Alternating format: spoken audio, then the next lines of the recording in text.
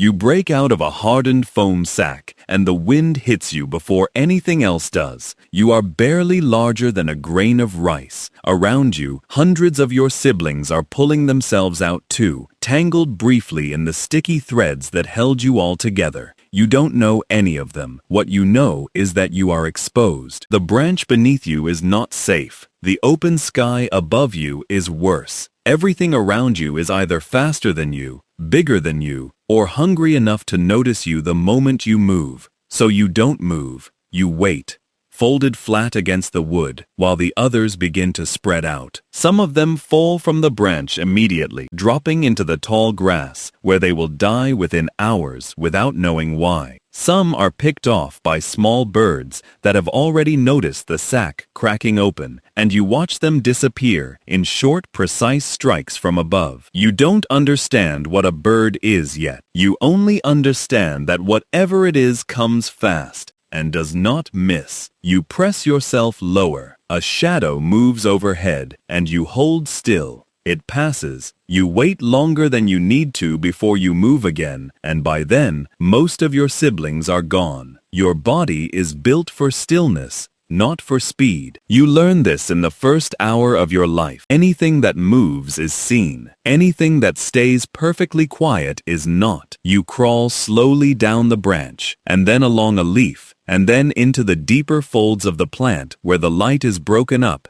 and your pale body starts to blend in. You don't know you are hiding. You only know that when you do it, you feel safe. You're a few days old now, and you have eaten nothing yet. You feel it starting to weaken you, a slow hollowing in the middle of your body. You know you need to eat, but you don't know how, and there is no one to show you. So you wait, folded against the underside of a leaf, and you watch the world move around you. A small fly lands above you. You don't think. Your front legs strike upward, faster than any other part of you has ever moved, and the fly is caught between them before it registers what is happening. You bring it to your mouth and eat. The meal is small, but it is enough. This is the first time you have ever fed yourself. Out here, this is how it works. You're a couple of weeks old now, and you have shed your skin twice, splitting yourself open along the back and pulling your body out of the old shell each time, larger and harder afterward. You've learned that the world is louder than it seems, and that the sound you can barely register is often the sound of something bigger moving nearby. You have not seen another of your kind since the day you were born. Then one morning, another one crosses your path, smaller than you,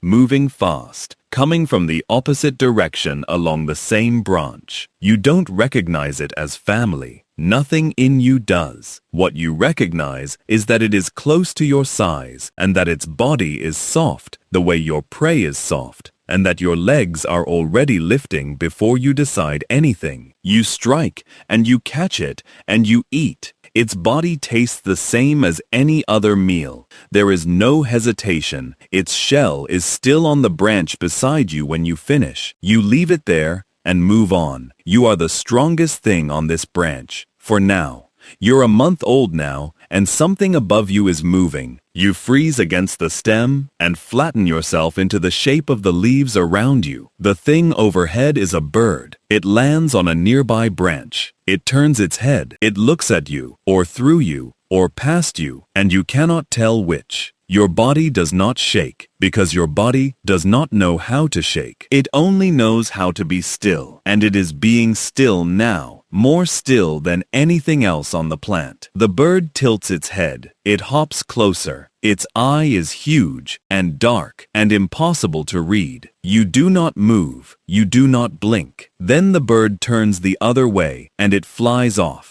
You do not move for a long time after it's gone. You do not know if it saw you and decided you were not worth it, or if it never saw you at all. You are in no danger now, but you are not safe either. You only know that today the stillness worked. Down here, this is how it works. You're 2 months old now, and you have grown large. Your legs are strong, and your front limbs are folded permanently against your body, spring-loaded, waiting for anything that comes within reach. Your head can turn all the way around, which is something no other insect around you can do, and you use it constantly. You never let anything approach you from behind, because you don't have to. You see everything. Nothing on this plant is safe from you anymore. And nothing on this plant hunts you here. But you are not alone. There is another mantis on the same plant now, larger than you, older than you. You keep away from her. Then one afternoon, she comes down. You feel the plant shift under her weight before you see her, and by the time you register her presence,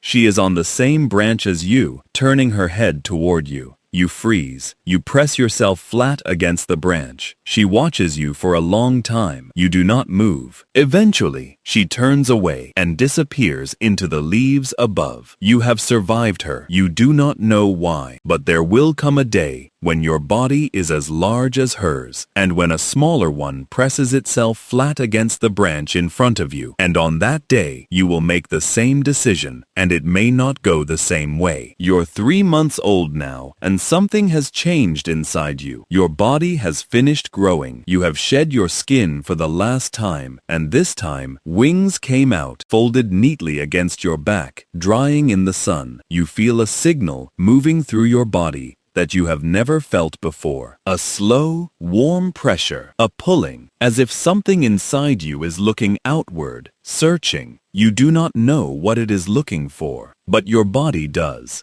You begin to release something into the air, a chemical trace, drifting away from you on the breeze, so faint that you cannot detect it yourself. You keep hunting, you keep waiting, and a few days later, something comes to find you. He arrives without warning. Smaller than you, thinner than you, moving carefully along the branch below where you are perched. He knows you are there. His movements are slow and deliberate, the way movements have to be when approaching something that could kill you without meaning to. He climbs closer. He stops. He waits. He climbs closer again. You do not move. Your body knows what he is here for, though you do not, and your body is telling you to let him come. He reaches you, and he mounts your back, and he begins. You feel him gripping the ridges along your body. You feel the small movements of him working against you. You want the eggs inside you to be fertilized. You want the next generation, though you do not know the word for it, and you are willing to hold still for as long as it takes. But somewhere in the middle of the act, the hunger returns, not slowly. It hits you all at once, a sharp, emptying feeling that spreads through your body, and you feel your head begin to turn on its own. You do not decide to do it. Your body decides. Your neck rotates the full way around, and your eyes find him behind you, still gripping your back, still working, still unaware. Your front legs are already lifting. You catch him around the head, and you begin to eat. He does not stop. He does not fight. Something in his body keeps him mounted to you, even as you consume him from the top down. Without his head, his body continues to fertilize your eggs. His movements become more focused, more consistent. You eat through his head, and then his upper body, and eventually you eat almost all of him. You do not feel guilt for this. You do not feel triumph either. Your body needed the protein, and he was the closest source. Out here, this is how it works. You're 4 months old now, and your body is heavy with eggs, hundreds of them packed into a swelling in your abdomen. You climb up the plant until you find a place that feels right, a stem sheltered enough to hide from wind and rain, but exposed enough to catch the warmth of the sun. You brace yourself against the wood, and you begin to produce the foam. It comes out of you slowly, thick and pale, and you shape it with your body as it emerges. You lay the eggs into it one by one, arranging them in the layers that will protect them through the coming cold. It takes you the entire day. When you are finished, the foam has hardened, and a sack hangs from the stem where you built it, dry and gray and blending in with the wood behind it. You have made the same thing that once held you. You do not remember your own sack, and you do not know that this one is like it. You climb down. You do not stay near the eggs. You do not defend them. You will never see them again, and by the time they hatch, you will already be dead. Your children will emerge into the same wind you emerged into, and most of them will die within hours, and none of them will ever know that you existed. You're 5 months old now, and the cold has started to come into the air at night. Your strikes are slower. You catch things less often. You spend more time folded against the leaves. Then one morning, you cannot lift your front legs. You try. Nothing responds. The cold has settled deep into your body, and the machinery that once let you strike and eat and see everything at once is no longer answering when you ask it to. You are still awake. You are still watching, but you cannot move. A wasp finds you before the sun is high. It circles you once, then twice, then lands on the leaf beside you. You watch it. It is smaller than you, but it is armed with something you are not. It approaches carefully, testing your response with a tap of its antennae. You do not respond because you cannot. It climbs onto your back. It slides its stinger between the plates of your body, and something warm and paralyzing spreads through you from the wound outward. You do not feel pain. You feel a stillness deeper than the stillness you have practiced your whole life. The wasp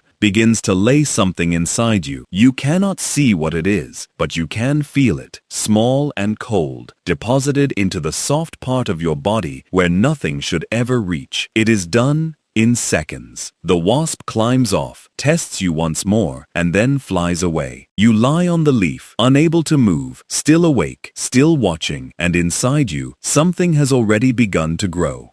You do not know that a larva is now developing inside your body, feeding on your organs, kept alive just enough to keep the meat fresh. You only know that you are not dead yet, and that whatever is happening to you is not something you have any way to stop. You lie on the leaf for a day, and then 2 days, and eventually your body simply gives up. Somewhere near the end, the cold takes what the larva has not already taken, and your eyes stop moving, and the world you spent 5 months watching so carefully goes dark. The plant keeps growing the way it always has. The wind moves through the leaves. Somewhere below you, a hardened gray sac clings to a stem, waiting for spring, holding a few hundred versions of you who have not yet drawn breath. They will emerge months from now, and the wind will hit them the same way it hit you, and they will not know that any of this ever happened. Your body will fall to the ground. The larva inside you will finish what it started, and something new will crawl out of you a few days later, and the plant will not notice. Life as a praying mantis might be rough, but there's another creature out there that has it way worse. Trust me, it's wild. Check out the video and see for yourself.